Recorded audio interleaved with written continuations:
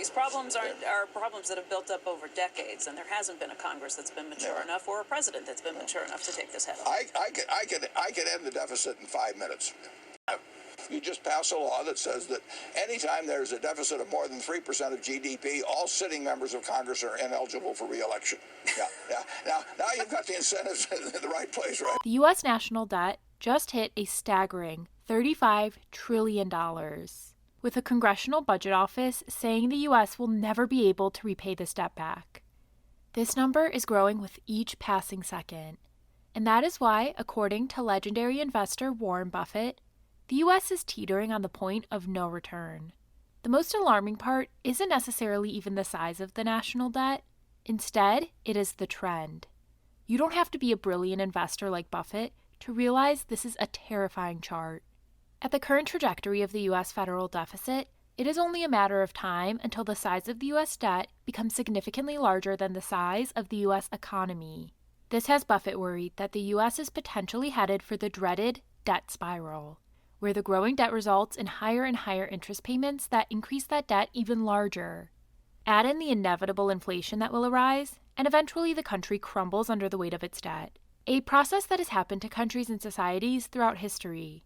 Here's what Buffett had to say when asked about whether the size of the U.S. national debt was too big to handle. Do you think that at some point in time the world market will no longer be able to absorb all of the U.S. debt being offered?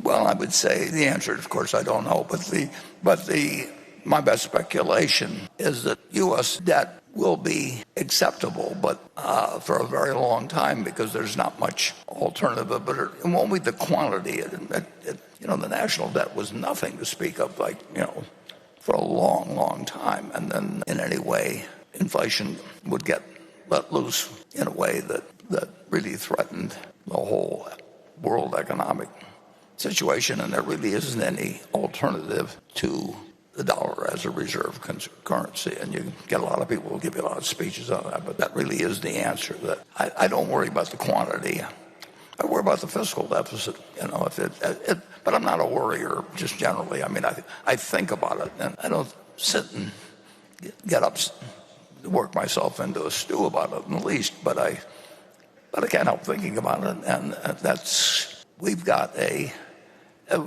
great attention. It's interesting, and I think the media enters into this, and the focuses on the Fed, and they just love it because things are always happening, and economists are always saying what's going to happen with the Fed and everything else. But the fiscal deficit is what should be focused on, and Jay Powell is not only a great human being, but he's a very, very wise man.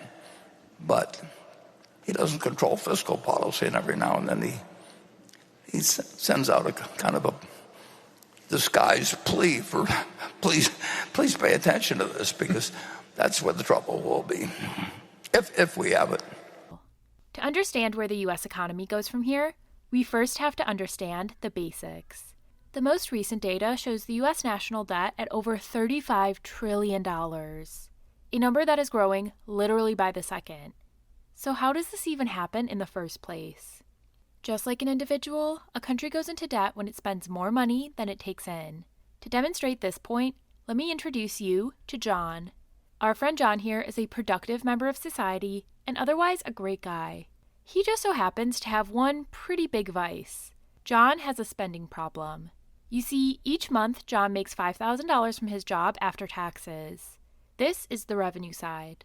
For the expenses side, John spends $6,000 a month on things like his house, car, clothes, vacations, and going out to eat. The money to cover that $1,000 shortfall between John's revenue and expenses has to come from somewhere.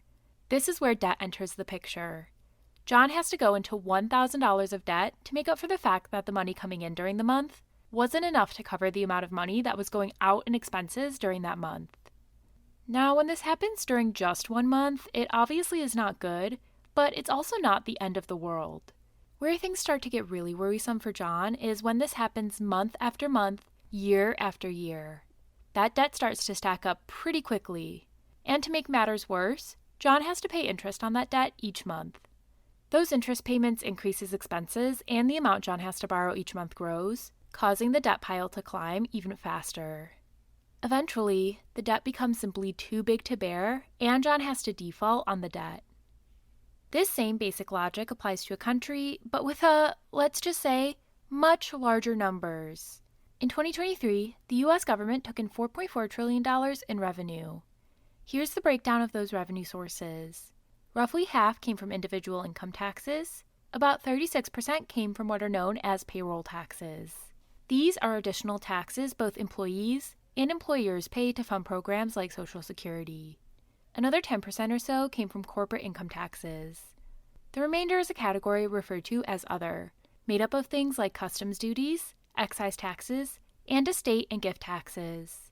The expense side was $6.1 trillion, consisting of the following categories: Social Security accounting for approximately 21% of the spending, Medicare and Medicaid at 24%, income security programs such as food stamps and unemployment at 7%, non-defense discretionary spending such as certain education and healthcare programs at 15%, defense spending at 13%, and other at 8%. On top of all of those expenses, 11% of the federal budget in 2023 went to paying interest on debt incurred from previous years. The difference between what the federal government took in, $4.4 trillion, and what it spent, $6.1 trillion, is what is referred to as the federal deficit. As you can see in this chart here, 2001 was the last time the U.S. federal budget actually ran at a surplus. Each year since then, the federal government has run at a deficit that seems to get larger with each passing year. In order to reduce this deficit, the federal government either needs to bring in more money, spend less, or do some combination of both. As I'm sure you can imagine, all of these options are extremely unpopular. On the revenue side, not many people or companies willingly want to pay higher taxes. On the expenses side, cutting spending on programs such as Social Security, education, and healthcare would likely make for many upset constituents. The unpopularity of making these tough decisions is exactly why this problem is projected to continue getting worse. The Congressional Budget Office is projecting the federal deficit to balloon from $1.9 trillion in 2024 all the way to $2.9 trillion in 2034. The growing deficit is projected to cause the federal debt to grow at a much faster rate than the size of the U.S. economy. This is why the U.S. federal debt to GDP is expected to go all the way to 150% to 180% in the years to come, unlike anything the United States has ever seen, even during the depths of World War II. Levels that Buffett considers to be the point of no return for a country. Listen to what Buffett had to say way back in 1995 when he was asked at what point the U.S. national debt would become a major concern for him. Take a listen. The net national debt is it would be about 60-odd% of GDP. There are a lot of measurements of how much debt is too much and all of that, but probably I think that if I had to look at one single statistic, I would look at that ratio of just like I would look at a ratio of debt to income for an individual. Then you'd get into the question of the stability of the income and to whom it is owed. But I do not think that the level of debt relative to the economy is of anything that's of a frightening nature. I like the idea of it trending downward a little bit over time rather than trending upward. And if it keeps trending upward, it can get awkward, although I think in Italy it's close to 150% now. And you start getting to 150% and talk 8% interest rates, and you're talking 12% of GDP essentially going to interest. I would not like to see debt rise at any rapid rate. I wouldn't like to see it rise at all, but I wouldn't like to see it particularly rise at a rapid rate because that sets a lot of things in motion if it's rising as a percentage of GDP. When Buffett says a high national debt to GDP can set some very bad things into motion, he is referring to what is known as a debt spiral. A debt spiral happens when a country's debt keeps growing out of control, leading to a vicious downward cycle that is almost impossible to stop. A debt spiral happens in 4 basic stages. The first stage is rising debt. in this stage, a country is spending more money than what it is taking in from taxes.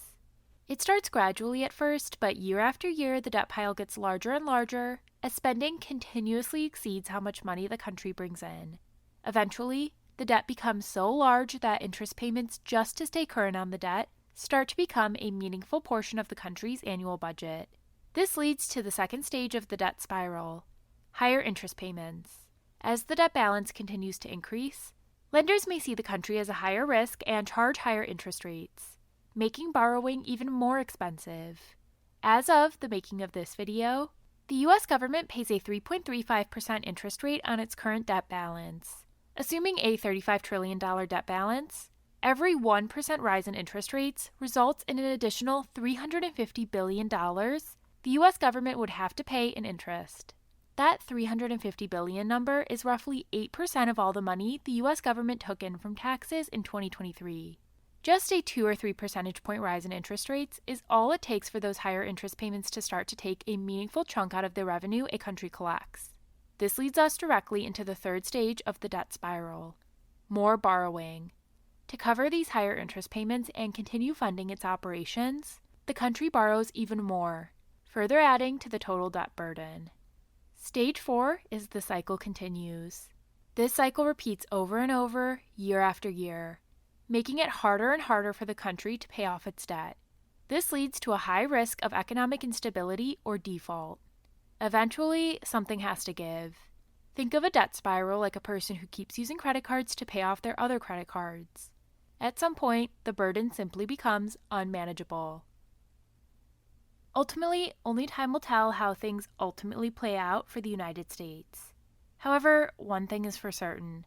Unless some very hard decisions are made, the U.S. deficit and national debt are projected to keep growing with each passing second, day, week, month, and year.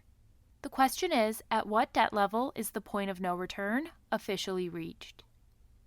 If you have made it this far in the video, it is obvious you are serious about learning about investing, the economy, and how to make money. If that is the case, make sure to check out this video here, as Buffett shares his thoughts on the storm that is brewing within the real estate market. With 6 million views, Buffett's comments have definitely been getting people's attention. I will see you over there.